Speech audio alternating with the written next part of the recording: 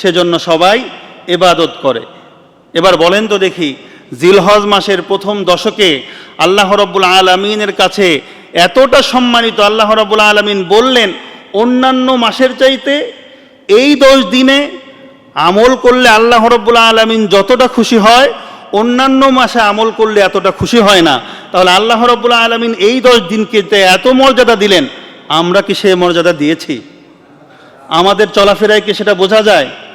অর্থাৎ এখানে আমরা আলোচনাও করি না। আমার মনে হয় আমরা যারা এখানে খতিব আছে, আমরা মনে হয় আপনাদেরকে বোঝাতে পারি নাই যে আল্লাহ রাব্বুল আলামিন এই 10 দিনকে বিশেষভাবে মর্যাদা দিয়েছেন। আর এই 10 দিনের আমল আল্লাহর কাছে এতটা প্রিয়, রাসূল সাল্লাল্লাহু আলাইহি ওয়াসাল্লাম বলেছেন অন্যান্য দিনের আমল আল্লাহর কাছে এতটা প্রিয় নয়। এবার দেখেন, সাহাবীরা প্রশ্ন করলেন, কিলা ইয়া রাসূলুল্লাহি ওয়াল জিহাদু ফি সাবিলিল্লাহ, ও আল্লাহর নবী, জিহাদ যখন মানুষ করতে যায় তখন তার জীবন বাজি রেখে মানুষ জিহাদ করতে যায়, জিহাদের রাস্তায় বের হয়ে যায়। অন্যান্য সময় কেউ যদি জিহাদের রাস্তায় যদি বের হয়ে যায়, ওই জিহাদও কি এই সময়কার ইবাদতের চাইতে অধিক মূল্যবান হবে না? রাসূল সাল্লাল্লাহু আলাইহি ওয়াসাল্লাম বললেন, ক্বালা ওয়ালাল জিহাদু ফি সাবিলিল্লাহ, এই মাসের চাইতে, এই 10 দিনের চাইতে অন্যান্য মাসে কেউ যদি জিহাদে যায়, সে যদি আবার জান মাল নিয়ে যদি সে ফেরত আসে, তারপরেও ওই জিহাদ এই যে 10 দিনের আমলের চাইতে উত্তম হবে না। সুবহানাল্লাহ বলেন। কতটা গুরুত্ব রাসূল সাল্লাল্লাহু আলাইহি ওয়াসাল্লাম দিয়েছেন। চিন্তা করে দেখেছেন যে জিহাদ সব চাইতে মানুষ বেশি ভয় পায়, ঠিক না? আপনি যদি কোন যে পকেট থেকে 1000 টাকা দেন দিবে, যদি কোন যে আল্লাহর রাস্তায় যান দেখি জিহাদ করে আসেন, যাবে? কবে যে টাকা গেলে টাকা অনেক ইনকাম করা যাবে, বহুত সময় আছে, কিন্তু জান গেলে আর জান ফেরত আসবে না।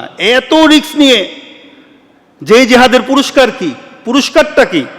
মরার সাথে সাথে জান্নাত, বলেন সুবহানাল্লাহ। তার কোনো হিসাব নিকাশ নাই জিহাদ।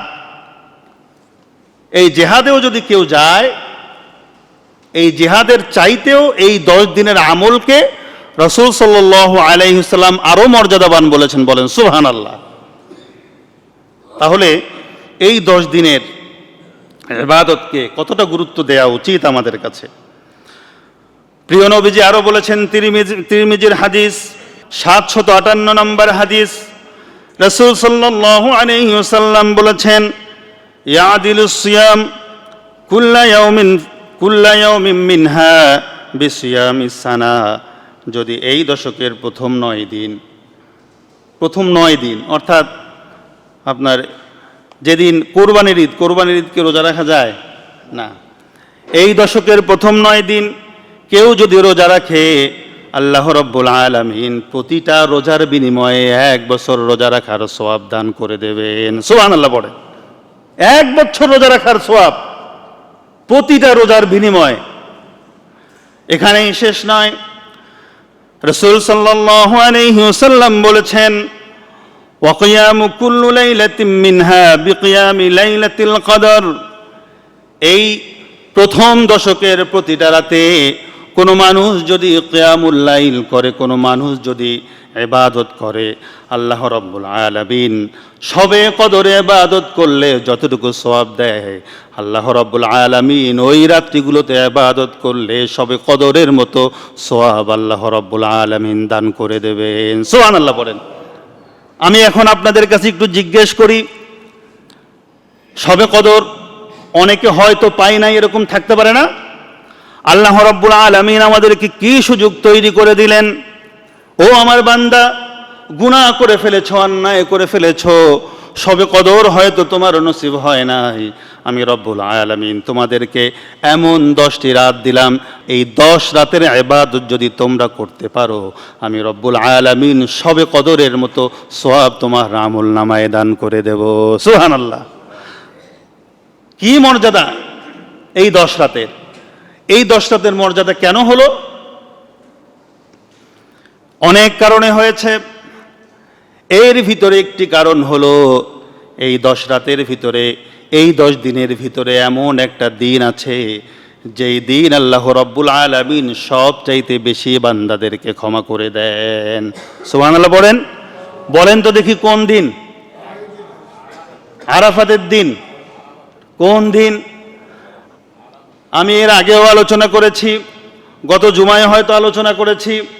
আল্লাহ রাব্বুল আলামিন আরাফাতের দিন এমন লোকদেরকে ক্ষমা করে দেন, বছরের কোনো দিন আল্লাহ রাব্বুল আলামিন এত লোককে একসাথে ক্ষমা করে দেন না। সুবহানাল্লাহ বলেন। এই আরাফাতের দিন কোন দশকে? কথা বলেন। জিলহজ মাসের প্রথম দশকে। এই আরাফাতের দিনের কারণে এই জিলহজ মাসের এতটা দাম। আরো বিষয় আছে, যেমন নাকি ধরেন এই জিলহজ মাসের প্রথম দশকে আল্লাহ রাব্বুল আলামিন যত ইবাদত দিয়েছে, ফরজ ইবাদত, যত রোকন দিয়েছে, ইসলামের রোকনগুলো, সমস্ত ইবাদতগুলো এই জিলহজ মাসের প্রথম দশকে অবস্থিত আছে, ঠিক কিনা? যেমন নাকি ঈমান সারা বছরেও আছে।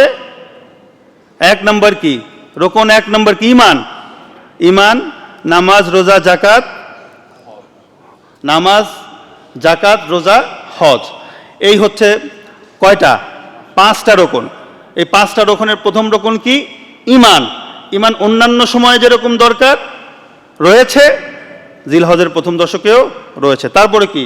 নামাজ অন্যান্য সময় সারা বছর রয়েছে, জিলহজ মাসের প্রথম দশকেও রয়েছে।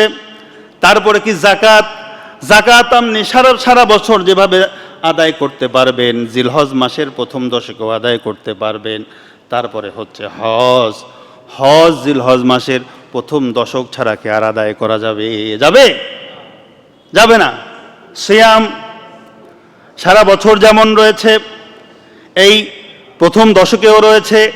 এই প্রথম দশকে যে রয়েছে, এই প্রথম দশকের যে সিয়ামগুলো রয়েছে, সেই সিয়ামগুলোর আলাদা মর্যাদা আল্লাহ রাব্বুল আলামিন দিয়েছেন। সুবহানাল্লাহ, আলাদা মর্যাদা দিয়েছেন। প্রিয় ভাইরা আমার, এই যে আরাফাতের দিন আল্লাহর কাছে এত প্রিয় কেন? আরাফাতের দিন আল্লাহর কাছে এত প্রিয় কেন? তার কারণ হচ্ছে আরাফাতের দিন আল্লাহ রাব্বুল আলামিন সবচাইতে বেশি তার বান্দাদেরকে ক্ষমা করেন। এত মানুষকে ক্ষমা আর কোনোদিন করেন না। আল্লাহ রাব্বুল আলামিন সবচাইতে খুশি হন কোনো পাপী বান্দাকে ক্ষমা করার কারণে। সবচাইতে বেশি খুশি হন কোনো পাপী বান্দা যদি আল্লাহ রাব্বুল আলামিনের কাছে যদি মাফ চায়, আল্লাহ রাব্বুল আলামিন তাকে যদি ক্ষমা করে দেন, তাকে ক্ষমা করার কারণে যতটুকু খুশি হন, আর কোনো কারণে আল্লাহ রাব্বুল আলামিন এত খুশি হন না। সুবহানাল্লাহ বলেন। এত খুশি আর কোনো কারণে হন না। আমার বান্দা, আমি যতটুকু ভালোবাসি আর তো কেউ ভালোবাসতে পারে না। মায়ের ভালোবাসা কতটুকু, বাবার ভালোবাসা কতটুকু, তার চাইতে 1000 গুণের ভালোবাসা আমার বান্দার জন্য। আমার এই বান্দা জাহান্নামে চলে যাচ্ছিল, এই জাহান্নাম থেকে ফিরে এসে আমার কাছে তওবা করেছে, আমি তাকে মাফ করে দিয়েছি। সে যদি এখন মারা যায়, তাহলে তার ঠিকানা হচ্ছে জান্নাত। আল্লাহ রাব্বুল আলামিন এই কারণেই সবচাইতে বেশি খুশি হয়ে যান। বলেন সুবহানাল্লাহ। আহা, আর এই আল্লাহ রাব্বুল আলামিনের এই যে দয়া, এই যে মায়া, এই দয়া এবং মায়াকে আমরা গুরুত্ব দেই না। প্রিয় ভাইয়েরা আমার, তাহলে এখান থেকে জানলাম অন্যান্য সারা বছর যে ইবাদত আল্লাহর কাছে যতটা প্রিয়, তার চাইতে এই যে সামনে যে জিলহজ মাস আসছে, সেটা সম্ভবত বৃহস্পতিবারে রাত্রে জিলহজ মাসের চাঁদ উঠতে পারে। এই জিলহজ মাস আসছে সামনে। এই জিলহজ মাসের যে প্রথম দশক আল্লাহ রাব্বুল আলামিন দিয়েছেন, এই প্রথম দশকে আল্লাহ রাব্বুল আলামিনের কাছে আমল সবচেয়ে বেশি প্রিয়। তাহলে প্রিয় ভাইয়েরা আমার, এই দশকে আমাদের কিছু করণীয় রয়েছে। এই দশকে কি রয়েছে? আমাদের কিছু করণীয় রয়েছে। এই করণীয়গুলো একটু আমরা খেয়াল করি। আমরা একটু আগে জানলাম যে আল্লাহ রাব্বুল আলামিন ক্ষমা চাইলে মানুষকে ক্ষমা করে, তার বান্দাকে ক্ষমা করে সবচাইতে বেশি খুশি হয়, তাহলে আমাদের 1 নাম্বার করণীয় হচ্ছে বেশি বেশি তওবা করা, বেশি বেশি ইস্তিগফার করা, আল্লাহর কাছে বেশি বেশি ক্ষমা চাওয়া। 2 নাম্বার, বেশি বেশি আল্লাহর জিকির করা। বেশি বেশি কি করা? আল্লাহর জিকির করা। আল্লাহ রাব্বুল আলামিন কোরআনে কারীমের ভিতরে সূরা তাওবা আল্লাহ রাব্বুল আলামিন বলছেন, ওয়াজকুরুল্লাহা ফি আইয়ামিম মা'দুদাত, তোমরা এই নির্দিষ্ট দিনে আল্লাহর জিকির করো।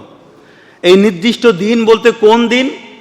মুফাসসিরিনগণ বলেছেন এই নির্দিষ্ট দিন বলতে সেই দিন, আরাফার দিন নয়। ওই নির্দিষ্ট দিন বলতে সেই দিন জিলহজ মাসের প্রথম 10 দিন। তাহলে জিলহজ মাসের প্রথম 10 দিন আমরা আমল কি পেলাম? বেশি বেশি জিকির করা, বেশি বেশি তাওবা করা। আমরা হাঁটতে চলতে যেখানেই যাই, আমরা এতদিন জিকির করি নাই, আমরা বেশি বেশি জিকির করি, বেশি বেশি কোরআন তেলাওয়াত করি। কোরআন তেলাওয়াত ও জিকির।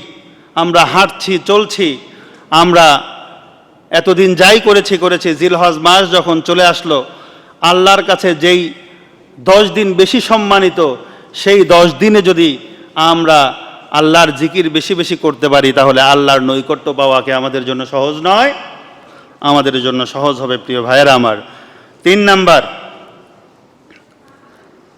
যে কোনো নেক আমল বেশি বেশি করা। এতদিন নামাজ পড়েছি, তাহলে যেভাবে পড়েছি তার চাইতে এই জিলহজ মাসের চাঁদ যখন দেখা যাওয়ার পর থেকে আমাদের আমলগুলোকে আরো বাড়িয়ে দিতে হবে। আমরা যদি নফল নামাজ 2 রাকাত পড়তাম, আমরা নফল নামাজ পড়ব 4 রাকাত। আমরা নফল নামাজ যদি বিগত দিনে না পড়তাম বা এখন যদি না পড়ি, তাহলে জিলহজ মাস আসার পরে আমরা নফল নামাজ বাড়িয়ে দেব। আমরা যদি তাহাজ্জুদ না পড়ে থাকি, তাহলে আমরা জিলহজ মাসে এসে তাহাজ্জুদ নামাজটা আদায় করব। আল্লাহ রাব্বুল আলামিনের কাছে আমাদের তাহাজ্জুদ নামাজগুলো কবুল হয়ে যাবেন, বলেন সুবহানাল্লাহ। প্রিয় ভাইয়েরা আমার, তাহাজ্জুদের নামাজের কথা যখন আসলো, আপনাদের কি এরকম হয় না যে হঠাৎ করে 3টার দিকে ঘুম ভেঙে গেছে? যে কোনো কারণে, বাথরুমের বেগ আসার কারণে, প্রস্রাবের বেগ আসার কারণে, মশা কামড় দেওয়ার কারণে, গরম লাগার কারণে, খেতা গায়ে দেওয়ার জন্য ঠান্ডা লাগার কারণে, হয় না? এই সময়টা ওঠেন না। এটা হচ্ছে আপনাদের জন্য আল্লাহ রাব্বুল আলামিনের বিশেষ করুণা, বিশেষ রহমত। আল্লাহ আপনাকে জাগিয়ে দিয়েছেন। কেন জাগিয়ে দিয়েছেন? আপনি আপনার মনের কথাগুলো আল্লাহকে বলেন না। ওই সময় যদি আপনি আপনার মনের কথাগুলো বলতে পারেন, আল্লাহ রাব্বুল আলামিন আপনার মনের কথাগুলো শুনবেন। শুধু শুনবেন না, তিনি আপনার মনের কথাগুলো শোনার জন্য আল্লাহ রাব্বুল আলামিন আপনার সবচাইতে নিকটে প্রথম আসমানে হাজির হয়ে বলেন, ও বান্দা, তোমার কি কি দরকার আমার কাছে বলো না, আমি রব্বুল আলামিন তোমার সমস্ত চাহিদাগুলো পূরণ করার জন্য হাজির হয়ে গেছি, বলেন সুবহানাল্লাহ। এর চাইতে বড় সুযোগ আর কি হতে পারে? সুতরাং বিশেষ করে ওই 10 দিন আমরা এই নিয়ত করতে পারি না, আমরা উঠতে পারি নাই, কিন্তু ঘুমটা ভেঙে গেছে 3টা বাজে বা 3:30 বাজে ঘুম ভেঙে গেছে। ওই যখন আমরা বাথরুমে যাব, যখন আমরা হাজত সারবো, হাজত সারার পরে ওযুটা করে 2 রাকাত যদি নামাজ আদায় করতে পারি, আল্লাহ রাব্বুল আলামিনের কাছে আমাদের দোয়াগুলোকে কবুল করে যিনি নেবেন তিনি কে? আল্লাহ রাব্বুল আলামিন। 4 নাম্বার,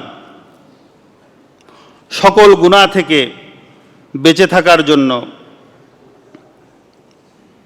সচেষ্ট হওয়া। সমস্ত গুনাহ থেকে বেঁচে থাকবেন, সারা বছর তো বেঁচে থাকার জন্য সচেষ্ট হওয়া এটা জরুরি, কিন্তু এই 10 দিন বেশি জরুরি। কেন? আল্লাহ রাব্বুল আলামিনের কাছে এই 10 দিন বেশি সম্মানিত। যেই 10 দিন আল্লাহর কাছে বেশি সম্মানিত, ওই 10 দিন যদি আপনি গুনাহগার হিসাবে আল্লাহর কাছে যদি বিবেচিত হন, তাহলে আপনার মতো হতভাগা আর কেউ হতে পারে না। সেজন্য আল্লাহর কাছে গুনাহ থেকে বেঁচে থাকতে হবে। এই 10 দিন গুনাহ থেকে বেঁচে থাকার জন্য আল্লাহ রাব্বুল আলামিন কোরআনে কারিমের ভিতরে বলেছেন, যালিকা দ্বীনুল কাইয়্যিম ফালা তাজলিমু ফীহিন্না আনফুসাকুম। যা আল্লাহ এই 10 দিনের বর্ণনা, এই 4 মাস, সম্মানিত 4 মাসের বর্ণনা করতে গিয়ে বলছেন যে তোমরা এই দিনগুলোতে তোমরা নিজের উপর নিজেরা জুলুম করো না, নিজের পায়ে কুঠার মেরো না, তোমরা অন্যায় করো না, পাপাচারে লিপ্ত হয়ে তোমরা নিজেদেরকে শেষ করে দিও না। প্রিয় বান্দারা, তোমরা এই মাসগুলোতে, বিশেষ করে এই 10 দিন, তোমরা গুনাহ থেকে বেঁচে থাকো। আল্লাহ রাব্বুল আলামিন আমাদের সকলকে গুনাহ থেকে বেঁচে থাকার তৌফিক দান করুন, সকলে বলি আমিন। 6 নাম্বার, কয় নাম্বার গেল? 4 নাম্বার গেল। 5 নাম্বার, যাদেরকে আল্লাহ রাব্বুল আলামিন হজের সামর্থ্য দিয়েছেন তারা হজ আদায় করা। 6 নাম্বার, যাদেরকে আল্লাহ রাব্বুল আলামিন কোরবানি করার সামর্থ্য দিয়েছেন তাদের কোরবানি করা এবং কোরবানির জন্য এখন থেকে প্রস্তুতি নেওয়া। কোরবানি কাদের সাথে করবেন? যদিও বা কোরবানির মাসালাগুলো আমি সামনে বলবো, কোরবানি সম্পর্কে আরও 2 জুমা আলোচনা করব। তারপরেও যেহেতু এখন থেকে আপনারা কোরবানির জন্য প্রস্তুতি নিচ্ছেন, কোরবানি একা একা করা উত্তম নাকি ভাগে করা উত্তম? সবাই বোঝেন? সবাই কইতেছেন না। কোরবানি একা একা করা উত্তম নাকি ভাগে করা উত্তম? আরো জোরে কন। সবাই বোঝেন? হ্যাঁ। 7 ভাগে কোরবানি দিলে কি কোরবানি হবে? এখন কেউ কথা কয় না। হবে নাকি? কেউ কেউ হবে না, কেউ কেউ হবে। হবে নাকি? কেন বলতেছি? তার কারণ হচ্ছে কোরবানি নিয়েই ঝামেলা আছে। কোনো ভাইয়েরা বলে 7 ভাগে কোরবানি দিলে বলে মোটেও হবে না, বলে না? 7 ভাগে কোরবানি দেওয়া জায়েজ আছে। 7 ভাগে কোরবানি দিলে কোরবানি হবে, এতে কোনো সমস্যা নেই। তবে ছাগলে আবার দিতে চান না, গরু আর হচ্ছে উট 7 ভাগে কোরবানি দেয়া, মহিষেও 7 ভাগে কোরবানি দেয়া যাবে। এই 7 ভাগে কোরবানি কোনো একজন ভাইয়ের যদি নিয়তে যদি গোলমাল থাকে তাহলে কি কোরবানি হবে? যার নিয়তে গোলমাল আছে তার কি কোরবানি হবে? তারটা হবে না। আর বাকিগুলা কি হবে? কেউ কেউ বলেছেন হবে, কেউ কেউ বলেছেন হবে না। যারা হবে না বলেছেন তাদেরও যুক্তি আছে 100%, যারা হবে বলেছেন তাদেরও যুক্তি আছে 100%। কথা বুঝতে পেরেছেন? যুক্তি যদি দিতে যায় দুইজনের যুক্তি ঠিক আছে, তাহলে আপনি যদি কারোর সাথে ভাগিদার যদি না হন তাহলে কি আর কোনো ঝামেলা থাকে? আর কোনো ঝামেলা থাকে না। তবে কোনো হারামখোরের সাথে আপনি কোরবানি দিতে যাবেন না, যার টাকা অবৈধ তার সাথে কোরবানি দিতে যাবেন না, যারা বেনামাজি তার সাথে কোরবানি দিতে যাবেন না। আপনার কোরবানিও বরবাদ হয়ে যাওয়ার সম্ভাবনা আছে না নাই? আল্লাহ রাব্বুল আলামিন বলেছেন, কুনু মা'আস সাদিকিন, তোমরা সত্যবাদীদের সাথে সাথী হও, তোমরা ভালো মানুষের সাথী হও, তোমরা খারাপ মানুষের সাথী হও না। আপনি জানেন যে ওই ব্যক্তি ঘুষখোর, ওই ব্যক্তি সুদখোর, ওই ব্যক্তি হচ্ছে হারাম ইনকাম করে, তার ইনকাম হারাম, ওই ব্যক্তি নামাজ আদায় করে না, তার পরিবারের ভিতরে ইসলাম নাই, আপনি তার সাথে যান কেন? ওই ব্যক্তির জন্য আপনার কোরবানিটাও বরবাদ হয়ে যাওয়ার সম্ভাবনা আছে না নাই? সুতরাং একা কোরবানি দেওয়া উত্তম। 7 নাম্বার, যাদের কোরবানি করার ইচ্ছা আছে তারা তো জিলহজ মাসে আপনারা তো কোরবানি দিবেন। যারা ইচ্ছা পোষণ করেছেন তারা জিলহজের চাঁদ ওঠার আগে চুল, নখ, মোষ, অবাঞ্ছিত লোম সমস্ত কিছু পরিষ্কার করে ফেলবেন। জিলহজ মাসের চাঁদ ওঠার পরে আর কোনো কিছু কাটা যাবে? কাটা যাবে না। রাসূল সাল্লাল্লাহু আলাইহি ওয়াসাল্লাম বলছেন, মান আরাদা আন ইউদহিয়া ফালা ইয়াখুযু মিন শা'রিহি ওয়া আযফারিহি শাইআন। কোনো ব্যক্তি যখন কোরবানি দেওয়ার ইরাদা করে, কোনো মানুষ যখন কোরবানি দেওয়ার ইচ্ছা করে, সে যেন তার চুল এবং নখ কিছুই না কাটে, কিছুই যেন না কাটে। এটা কে বলেছেন? রাসূল সাল্লাল্লাহু আলাইহি ওয়াসাল্লাম বলেছেন। রাসূল সাল্লাল্লাহু আলাইহি ওয়াসাল্লাম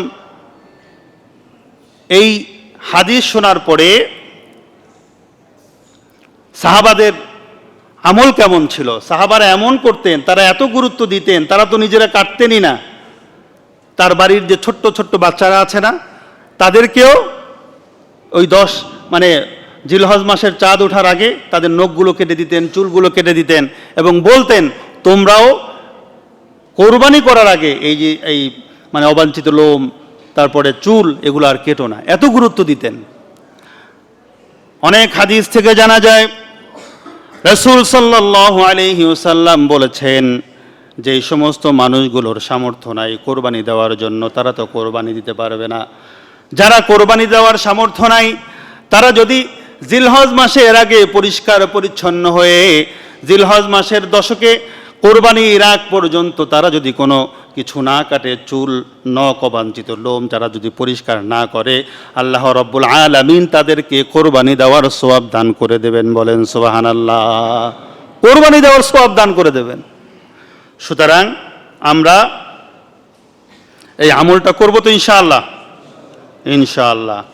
8 নাম্বার, এই দশকে বেশি বেশি তাকবীর পড়া। বেশি বেশি কি পড়া? আল্লাহু আকবার, আল্লাহু আকবার, লা ইলাহা ইল্লাল্লাহু, আল্লাহু আকবার ওয়ালিল্লাহিল হামদ। একসাথে আমার সাথে পড়েন আল্লাহু আকবার, আল্লাহু আকবার, লা ইলাহা ইল্লাল্লাহু, আল্লাহু আকবার ওয়ালিল্লাহিল হামদ। রাসূল সাল্লাল্লাহু আলাইহি ওয়াসাল্লাম বলেছেন, ফাকসিরু ফীহিন্না মিনাত তাকবীর ওয়াত তাহলিল ওয়াত তাহমিদ। রাসূল সাল্লাল্লাহু আলাইহি ওয়াসাল্লাম বলেছেন, তোমরা বেশি বেশি তাকবীর পড়ো, তাহলিল পড়ো এবং তাহমিদ পড়ো। সুবহানাল্লাহ পড়েন, বেশি বেশি পড়ো। হযরত আবু হুরায়রা রাদিয়াল্লাহু তাআলা আনহু, আব্দুল্লাহ ইবনে ওমর রাদিয়াল্লাহু তাআলা আনহু রাসূলের এই হাদিস শোনার পরে তারা সব সময় তাকবীর পড়তেন। তারা এমন তাকবীর পড়তেন, তারা যখন বাজারে যেতেন, বাজারে যাওয়ার পরে তারা বড় বড় করে তাকবীর পড়তেন। তাদের তাকবীর শুনে যেই সমস্ত খরিদ্দারগুলো আছে, সেই সমস্ত খরিদ্দারগুলো, যেই সমস্ত দোকানদারগুলো আছে, সমস্ত দোকানদারগুলো এই দুই সাহাবীর তাকবীর শুনে তারাও তাকবীর দিতে শুরু করতেন। তারাও পড়তেন আল্লাহু আকবার, আল্লাহু আকবার, লা ইলাহা ইল্লাল্লাহু, আল্লাহু আকবার ওয়ালিল্লাহিল হামদ। বলেন সুবহানাল্লাহ। এত গুরুত্ব দিতেন তারা। বাজারে গিয়া আপনি যদি জোরে জোরে তাকবীর পড়তে শুরু করে দেন, তাহলে আপনারা কি কবে? মনে হয় পাগল হয়েছে, কবে না? কি জন্য বলবে? তার কারণ হচ্ছে এটাকে আমরা এস্টাবলিশ করতে পারি নাই। তাকবীর পড়া কতটা জরুরি, রাসূলের যে হাদিস, রাসূল যে আমাদেরকে বলেছেন তাকবীর পড়ার জন্য, এই জিনিসটা আমরা আমাদের সমাজে এস্টাবলিশ করতে পারি নাই। সেজন্য আপনাকে কি বলবে? আবার রাজাকারও বলতে পারে, কোয়া যায় না। কারণ এর আগে তো আমরা শুনেছি যে লিল্লাহি তাকবীর, এটা হচ্ছে একটা দলের স্লোগান, এটা নাকি দেয়া যাবে না। আহা, কতটা কপাল পোড়া। রাসূল সাল্লাল্লাহু আলাইহি ওয়াসাল্লাম বলেছেন বেশি বেশি তাকবীর দাও। বেশি বেশি তাকবীর আমরা কি পড়ব? আল্লাহু আকবার, লা ইলাহা ইল্লাল্লাহু, আল্লাহু আকবার ওয়ালিল্লাহিল হামদ। তাহমিদ, বেশি বেশি তাহমিদ পড়ো। তাহমিদ কি? আল্লাহ রাব্বুল আলামিনের প্রশংসা। পড়েন না আলহামদুলিল্লাহ, আলহামদুলিল্লাহ, আলহামদুলিল্লাহ। বেশি বেশি তেলাওয়াত করা। শুধু তেলাওয়াত করলেই হবে না, আল্লাহর শুকরিয়া আদায় করা লাগবে। আল্লাহর শুকরিয়া আদায় করার অনেক মাধ্যম আছে, সেটা হচ্ছে মুখ দিয়ে উচ্চারণ করা একটা মাধ্যম, আল্লাহর কাছে তওবা করা একটা মাধ্যম, আল্লাহর রাস্তায় বেশি বেশি দান করা একটা মাধ্যম। অনেক মাধ্যম আছে, সব আপনারা চেষ্টা করবেন। তারপরে তাহলিল, লা ইলাহা ইল্লাল্লাহ, বেশি বেশি তেলাওয়াত করা। কয় নম্বর গেল? 8 নাম্বার। 9 নাম্বার, আইয়ামে তাশরিক, বিশেষভাবে আল্লাহু আকবার, লা ইলাহা ইল্লাল্লাহু, আল্লাহু আকবার ওয়ালিল্লাহিল হামদ। এটা তো চাঁদ ওঠার পর থেকে একবারে ঈদগাহে যাওয়া পর্যন্ত আমরা পড়বই। তারপর আইয়ামে তাশরিক কবে থেকে শুরু হয়? জিলহজ মাসের, কেউ কইতে পারে না, হ্যাঁ, 8 তারিখ ফজর থেকে 13 তারিখ আসর পর্যন্ত সকলের জন্য পড়া ওয়াজিব। সকলের জন্য পড়া কি? ওয়াজিব। নামাজ আদায় করলেন, ফরজ শেষ করলেন, একা পড়েন, জামাতে পড়েন, আপনার উপর পড়া কি ওয়াজিব। মা বোনেরা পড়বে আস্তে আস্তে, আর আমরা যারা আছি আমরা পড়বো একটু জোরে জোরে। 10 নাম্বার, 1 তারিখ থেকে 9 তারিখ পর্যন্ত নফল রোজা রাখা। নফল রোজার কি সওয়াব সেটা তো আমরা বলেছি। 1 বছরের গুনাহ খাতা আল্লাহ রাব্বুল, 1 বছর রোজা রাখার সওয়াব আল্লাহ রাব্বুল আলামিন মাফ করে দেবেন।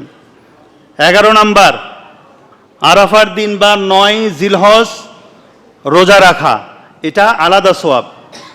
রাসূল সাল্লাল্লাহু আলাইহি ওয়াসাল্লাম বলেন, সিয়ামু ইয়াউমি আরাফা আহতাসিবু আন ইউকাফিরা আস-সানাতা আল্লাতী ক্বাবলাহা ওয়াল্লাতী বা'দাহা। কেউ যদি আরাফার দিনে রোজা রাখে, আল্লাহ রাব্বুল আলামিন তার বিগত 1 বছরের গুনাহ আর সামনের 1 বছরের গুনাহ খাতাগুলোকে মাফ করে দেবেন। সুবহানাল্লাহ বলেন। আমি এমন কোন আর হাদিস পাই নাই যেই হাদিসে বলেছে সামনের গুনাহ খাতাও মাফ করে দেবেন। আল্লাহ রাব্বুল আলামিন এমন সুযোগ দিয়েছেন, এই সুযোগ আমাদের সামনে, এই সুযোগ থেকে যেন আল্লাহ রাব্বুল আলামিন আমাদেরকে বঞ্চিত না করেন। সকলে বলি আমিন। আল্লাহ রাব্বুল আলামিন আমাদেরকে তৌফিক দান করেন, সকলে বলি আমিন। 12 নাম্বার, ঈদুল আজহার সমস্ত সুন্নাহগুলো আদায় করা। ঈদুল আজহার সুন্নাহগুলো আদায় করা। দেখা যাচ্ছে কি যে আমরা আমাদের মসজিদেও দেখি ঈদের আগের দিন ফজরে যত লোক হয়, ঈদের দিন তত লোক হয়ও না। ওরা কি করছে? এই কেউ গরু কিনতে গেছে, কেউ গরুরে খাওয়াইতে গেছে, কেউ এইটা করতে গেছে, কেনাকাটা করতে গেছে, করতে গিয়া রাত্রও শেষ, ফজরও শেষ। আছে না নাই? এগুলা করা যাবে? এগুলা করা যাবে না। ঈদের দিন আমরা সকাল সকাল উঠবো, ফজরের নামাজ জামাতের সাথে আদায় করবো ইনশাআল্লাহ। ঈদের নামাজ মাঠে পড়া, এটা অন্যতম সুন্নাহ। না পারতে আমরা মসজিদে পড়বো না, ঈদের নামাজ মাঠে পড়া, এটা ইসলামের একটা সৌন্দর্য। হজে সবাই একত্রিত হবে, আরাফার দিনে সবাই একত্রিত হবে, সমস্ত বিশ্বের মুসলমানগুলো একত্রিত হবে। আর আমরা যারা যেতে পারি নাই, আমরা ক্ষুদ্র ক্ষুদ্র মসজিদগুলো থেকে ঈদগাহে গিয়ে আমরা সবাই একত্রিত হবে। এটা ইসলামের সৌন্দর্য। এই ইসলামের সৌন্দর্যগুলো আস্তে আস্তে হারায় যাচ্ছে। আমরা না পারতে মসজিদে পড়বো না, মসজিদে তখন পড়বো যখন আমরা অপারগ, তখন পড়বো। এটা যেইখানে দরকার সেখানেও চালু হচ্ছে, যেখানে দরকার নাই সেখানেও চালু হচ্ছে, হচ্ছে না? ইসলামের সৌন্দর্য হারিয়ে যাচ্ছে। গ্রামগঞ্জগুলো তো চালু হয়েছে, সেখানে বড় বড় মাঠ আছে। কেন? মানুষগুলো অলস হয়ে যাচ্ছে। মানুষ, আল্লাহ রাব্বুল আলামিন সমস্ত মানুষগুলোকে একত্রিত হতে দেখে খুশি হয়ে যায়। এটা মুসলমানদের একত্রিতকরণের একটি উপলক্ষ। সুতরাং আমরা চেষ্টা করব, এই বেশি বেশি জামে মসজিদ হচ্ছে না, এটাও কিন্তু উচিত না। ছোট্ট ছোট্ট মসজিদ হবে, ওয়াক্তীয় নামাজ পড়বে, জামে মসজিদ কম হবে, সেখানে মানুষগুলো একত্রিত হয়ে সপ্তাহে একদিন যেটা সবাই একত্রিত হতে পারে। এই সমস্ত বিষয়গুলোর জন্যই তো এই বিধানগুলো আমাদেরকে দিয়েছেন। সুতরাং আমরা নামাজ চেষ্টা করব ঈদের নামাজ মাঠে পড়ার জন্য। আর একটা বলে শেষ করছি, সেটা হচ্ছে ঈদের দিন প্রথম খাবার গোস্ত দিয়ে খাওয়া, নিজের পশুর গোস্ত দিয়ে খাওয়া, এটাও সুন্নাহ, এটাও পালন করার চেষ্টা করবো ইনশাআল্লাহ। আল্লাহ রাব্বুল আলামিন আমাদেরকে জিলহজ মাসের যথাযথ প্রথম দশকের যথাযথ সম্মান দিয়ে যথাযথ ইবাদতগুলো পালন করার তৌফিক দান করেন। সকলে বলে আমিন। ওয়া আখিরু দাওয়ানা আনিল হামদুলিল্লাহি রাব্বিল আলামিন। আমরা সুন্নাত আদায় করে নিই।